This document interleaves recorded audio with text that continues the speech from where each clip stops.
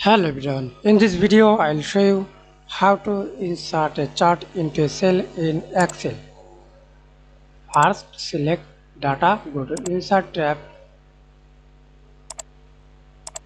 line chart,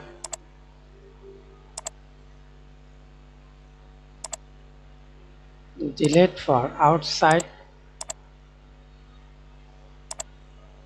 OK. Then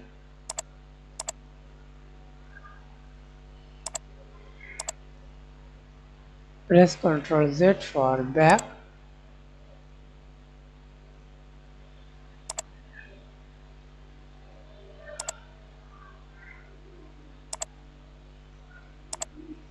That's it.